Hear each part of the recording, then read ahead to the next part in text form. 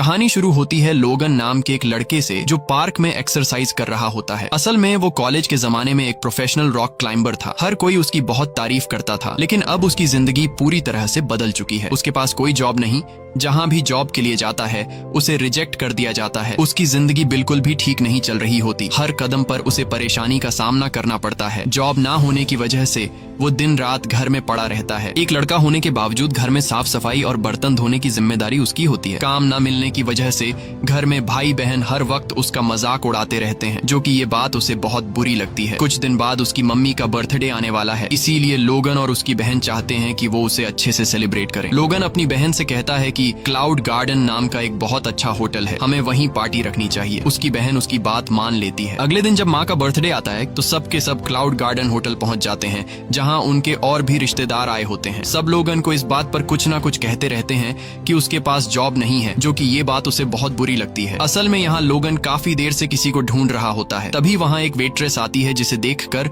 लोगन बहुत खुश हो जाता है। उस वेट्रेस का नाम यूवी होता है, जो कभी लोगन के साथ कॉलेज में उसी की क्लास में पढ़ा करती थी। वो भी लोगन की तरह एक रॉक क्लाइंबर है, लेकिन पिछले 5 साल से उन दोनों ने एक दूसरे से बात नहीं की। लोगन यूवी को बहुत पसंद करता है और यही वजह थी कि उसने अपनी बहन को सजेस्ट किया था कि पार्टी इसी होटल में रखें, क्योंकि उसे पहले से पता था कि यूवी यहाँ जॉब करती है। अब वो यूवी को देखकर मुस्कुराता है, क्योंकि काफी देर से वो सिर्फ उसी को ढूंढ रहा था। यूवी उसे देखकर हैरान हो जाती है। ये दोनों बाहर बात करने जाते हैं, जहाँ बातों ही बातों में यूवी उससे पूछती है कि आजकल तुम क्या जॉब कर रहे हो। लोगन झूठ बोल देता है कि वो एक बड़ी कंपनी में मैनेजर है। असल में वो यूवी को सच नहीं बताना चाहता कि उसके पास कोई काम नहीं। तभी यूवी का बॉस उसे बुलाता है, जो हमेशा यूवी के साथ फ्लर्ट करता है, और यूवी अपने बॉस से बहुत परेशान थी, लेकिन वो मजबूर थी क्योंकि ये होटल उसके फादर का है। इसलिए वो उसके किसी भी ऑर्डर से इनकार नहीं कर सकती थी, क्योंकि अगर वो उसकी बात नहीं मानती तो वो उसे काम से निकाल देता। अब अगले सीन में शहर के बीचों बीच एक ट्रक को रुकते हुए दिखाया जाता है, जिसमें से एक आदमी निकलकर उसका वॉल खोल देता है, जिसके अंदर से जहरीली गैस बाहर निकलती है और धीरे धीरे पूरे शहर में फैलना शुरू हो जाती है। ये गैस बहुत जहरीली होती है। जो भी इस जहरीली गैस के चपेट में आता है उसका दम घुटना शुरू हो जाता है, और इस तरह से कई लोग मर जाते हैं। अब पूरे शहर में हड़कंप मच जाता है।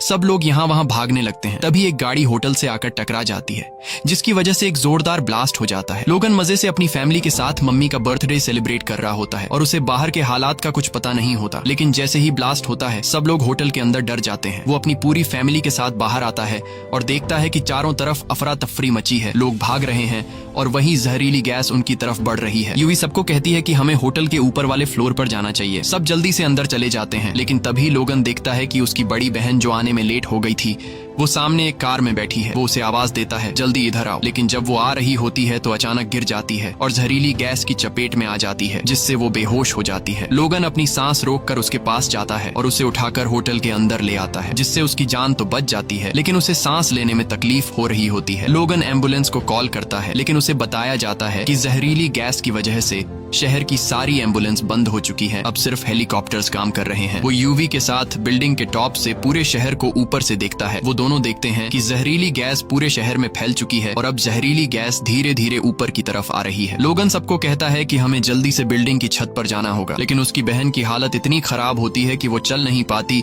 इसलिए वो कुछ कपड़ों को जोड़कर एक स्ट्रेचर बनाता है और कुछ लोगों की मदद से अपनी बहन को ऊपर ले जाता है। लेकिन जैसे ही वो ऊपर पहुंचते हैं, उन्हें पता चलता है कि ऊपर वाला दरवाजा लॉक है और उसकी सिर्फ एक चाबी है जो नीचे रिसेप्शन पर रखी है। जब वो ऊपर से नीचे देखते हैं जहाँ रिसेप्शन है, तो वहाँ उन्हें गैस के सिवा कुछ नजर नहीं आता। ये देखकर सब बहुत परेशान हो जाते हैं। नीचे जाने का मतलब मौत है। अब वो नीचे के फ्लोर पर जाते हैं, जहाँ टीवी पर न्यूज चल रही होती है, और न्यूज में उन्हें बताया जाता है कि ये गैस पूरे शहर में फैल चुकी है। अगर कोई गैस की चपेट में आ चुका है तो सांस धीरे धीरे लेना चाहिए, क्योंकि इस तरह वो बंदा 15 मिनट तक सरवाइव कर सकता है। और अगर तुम्हारे पास मास्क है तो फौरन पहन लो, शायद तुम्हारी जान बच जाए। बिल्डिंग के हर कोने में ढूंढने के बाद उन लोगों को 3 मास्क मिल जाते हैं, मगर मसला सिर्फ मास्क ढूंढना नहीं था। अब बारी थी नीचे रिसेप्शन में जाकर चाबी लाने की, ताकि वो चाबी लाकर दरवाजा खोलें और छत पर जा सकें, जहाँ से उन्हें रेस्क्यू किया जा सकता है। लोगन को कुछ समझ नहीं आ रहा होता।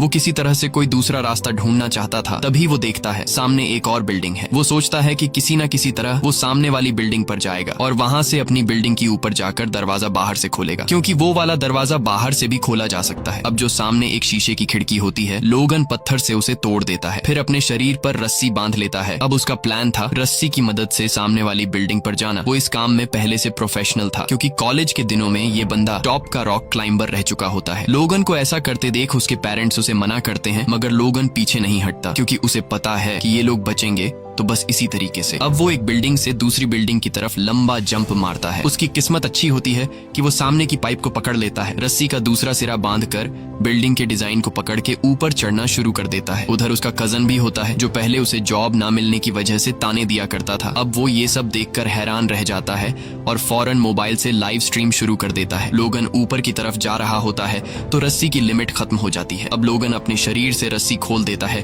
ताकि आगे बढ़ सके। ऐसा करना बहुत ही रिस्की होता है, मगर इसके अलावा और कोई ऑप्शन नहीं था। अब लोगन बिना सेफ्टी के धीरे धीरे ऊपर चढ़ने लगता है। कुछ देर बाद वो छत के बहुत करीब पहुंच जाता है जहां एक शेर का स्टैच्यू बना होता है। वो उसे पकड़कर खुद को ऊपर खींचने की कोशिश करता है, मगर वो बहुत थका हुआ होता है और उसे ऊपर चढ़ने में बहुत मुश्किल हो रही होती है। अब उसके बाजू में ताकत नहीं बची होती।